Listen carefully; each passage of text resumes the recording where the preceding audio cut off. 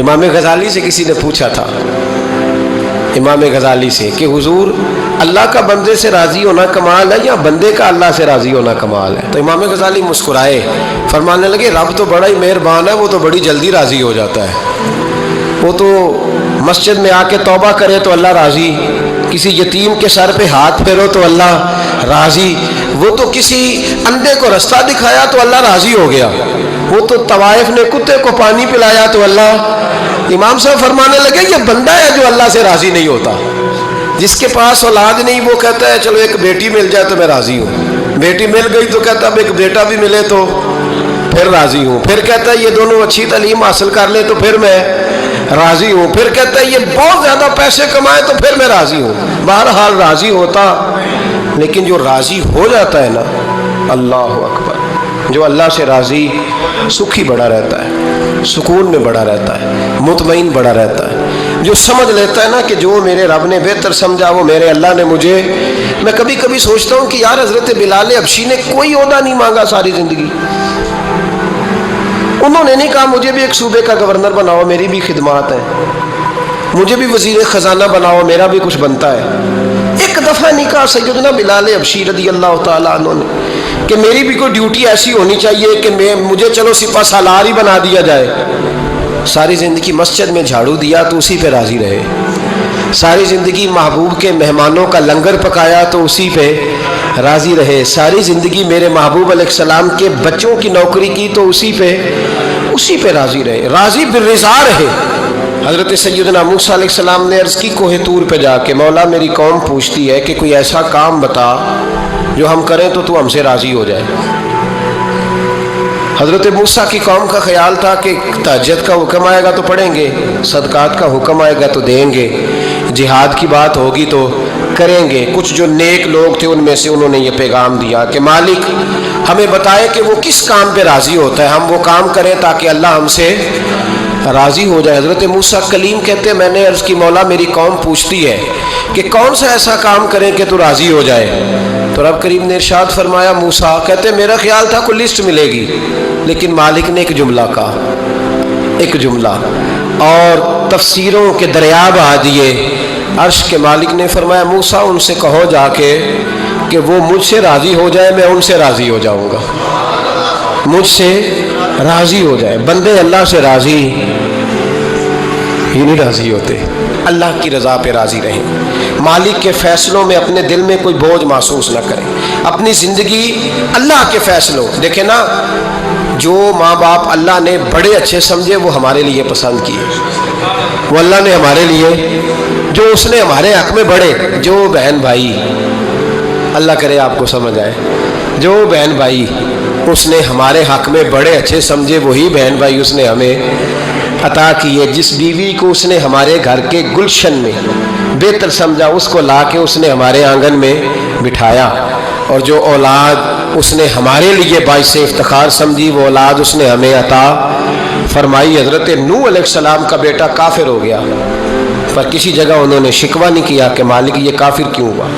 اللہ کے قبضے میں ہے نا، دل پھیر سکتا ہے نا، مقلب القلوب ہے، لیکن حضرت نوح نے دعا اللہ کی رضا پر راضی رہے، سمجھے کہ میرے حق میں جو بہتر تھا مالک نے وہ چیز مجھے عطا کر دی۔ ہم یہ سوچتے ہی نہیں کہ ہمیں نہیں پتا ہمارے حق میں بہتر کیا ہے، ہمارے رب کو پتا ہے کہ ہمارے حق میں بہتر کیا ہے، اس لیے لوگ شکایت نہیں کرتے تھے۔ آج ہر بات پر شکایت ہے، ہر بات پر لوگ شکوہ کرتے ہیں، اور ہر بات پر لوگ اللہ تبارک و تعالیٰ کی بارگاہ ناز کے نافرمان بنتے ہیں، اور پھر سوال کیا، یا اللہ تو راضی ہو جا، یا اللہ تو، اور اللہ کیا فرماتے ہیں موسیٰ اپنی قوم سے کہو یہ مجھ سے راضی ہو جائے میں بھی ان سے راضی ہو جاؤں گا۔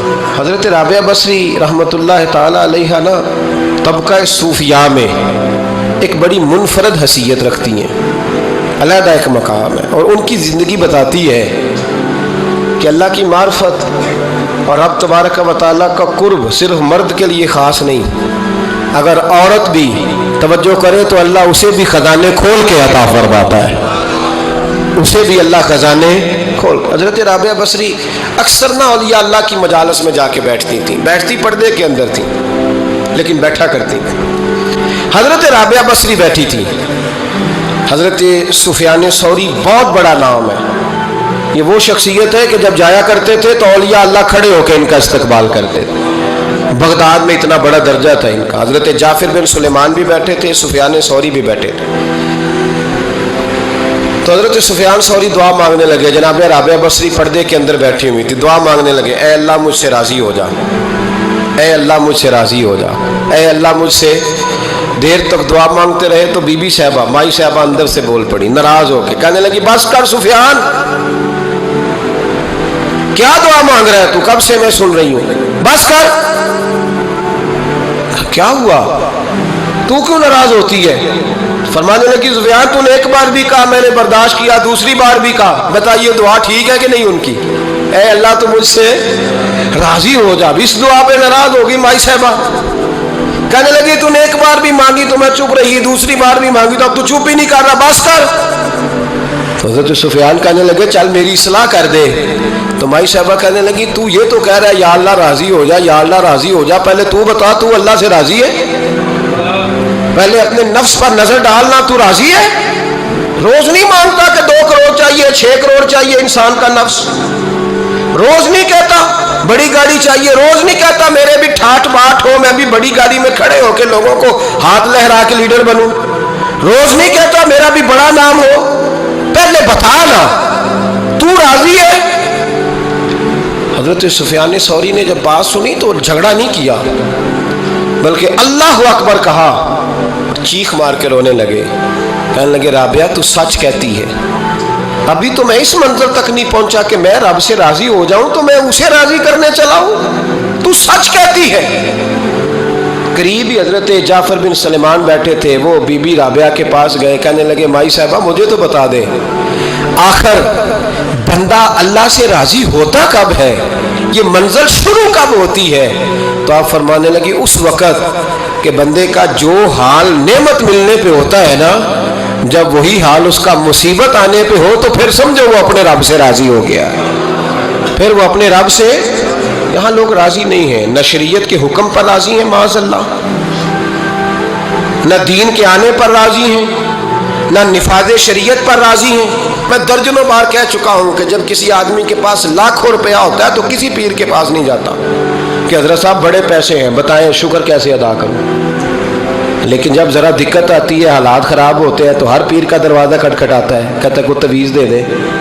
تو بتا جب تو تیرا دین کے ساتھ صرف تکلیف کا رشتہ ہے, تو راضی بالرضا کب ہوگا؟ کب تو راضی ہوگا اپنے رب کے معاملات میں؟ کب تو راضی ہوگا؟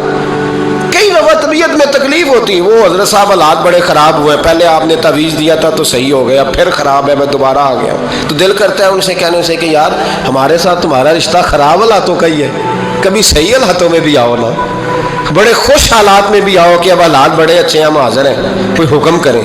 خدا را راضی بالرضا رہنا سیکھیں. انس بن مالک رضی اللہ تعالیٰ عنہ کہتے ہیں 10 سال حضور کی بارگاہ میں رہا, 10 سال, اور 10 سال میں نے حضور کے گھر میں نوکری کی. کہتے ہیں نبی پاک نے کبھی مجھے اف تک نہیں کہا. ہمارا اپنا بچہ جو ہوتا ہے نا بیٹا, اور 10 دنوں میں شاید سینکڑوں دفعہ سن لے یہ کیا کیا ہے وہ کیا. کہتے 10 سال حضور نے مجھے, کہتے میں نے ایک دن بڑا نقصان کر دیا, کوئی بڑی چیز مجھ سے ٹوٹ گئی, بڑا نقصان ہو گیا. تو فرماتے ہیں کہ نبی پاک صلی اللہ علیہ وسلم کی ایک زوجہ محترمہ مجھ پر جلال کرنے لگی, اور ان کا جلال بالکل بجا تھا, ان کا غصہ بالکل ٹھیک تھا, اس لیے کہ میں نے واقعی بڑا نقصان کیا تھا. کہتے ہیں وہ جب جلال کرنے لگی نا تو محبوب تشریف لائے. کیا ہوا؟ کہ یا رسول اللہ یہ دیکھیں اس نے کتنی بڑی چیز توڑ دی. تو کہتے ہیں میرا خیال تھا کہ یہاں سے بھی مجھے ڈانٹ پڑنی ہے اور پڑنی چاہیے بھی, اس لیے کہ میں نے آج بڑا نقصان کیا ہے. لیکن کہتے ہیں محبوب میرے قریب آئے اور میرے کندھے پہ ہاتھ رکھا. زوجہ جلال میں تھی تو محبوب نے کیا خوبصورت جملہ کہا, ساری سوچ ہی بدلتی. فرمانے لگے اس کو نہ ڈانٹ, اس چیز کا ٹوٹنا میرے رب کی رضا تھی تو چیز ٹوٹ گئی ہے, یہ میرے رب کی رضا تھی تو یہ چیز اب یہ غریب ہے اس کا دل نہ توڑ, وہ ٹوٹ گیا, وہ جو ہونا تھا سو ہو گیا, اب چھوڑ, یہ میرے اللہ کی اس چیز کا اتنی دیر رہنا ہی ہمارے حق میں بہتر تھا, تو ٹوٹ گئی تو ختم. کہتے بڑا جلال تھا محبوب کی زوجہ کو, لیکن انہوں نے جب بات سنی تو پھر مصطفیٰ کریم کا گھرانہ پھر حضور کی ازواج پاک مومنوں کی مائیں کہتے ہیں اسی وقت وہ بیٹھیں اور انہوں نے میری طرف بڑی شفقت کی نظروں سے دیکھا اور ان کے غصے کو میں نے پیار میں بدلتے دیکھا۔ بھائی یاد رکھو اللہ کی رضا، پھر اس وقت 2-4 لاکھ کے لیے لوگوں کو ہارٹ اٹیک نہیں ہوتا، پھر 20-25 ہزار کے لیے بلڈ پریشر اپ ڈاؤن نہیں ہوتا جب بندہ اللہ کی رضا پہ راضی رہنے لگتا ہے۔ پھر چھوٹی چھوٹی باتیں اس کے لیے سہانے روح نہیں بنتی، پھر ذرا ذرا سی بات اسے تکلیف نہیں دیتی۔ جب وہ اللہ تعالیٰ کی رضا پر راضی ہونے کا عادی ہو جاتا ہے تو پھر یہ چیزیں اس کے لیے باعث آزمائش۔ بنی اسرائیل میں ایک شخص تھا، امام غزالی رحمۃ اللہ علیہ فرماتے ہیں اس کا دل چاہا کہ پتہ تو کروں جنت میں میرا پڑوسی کون ہوگا۔ تو اس کو خواب میں بتایا گیا کہ فلاں بن فلاں تیرا جنت میں پڑوسی ہے۔ اب یہ بڑا عابد تھا، زاہد تھا، عبادت گزار تھا، پرہیزگار تھا، بڑا نیک تھا۔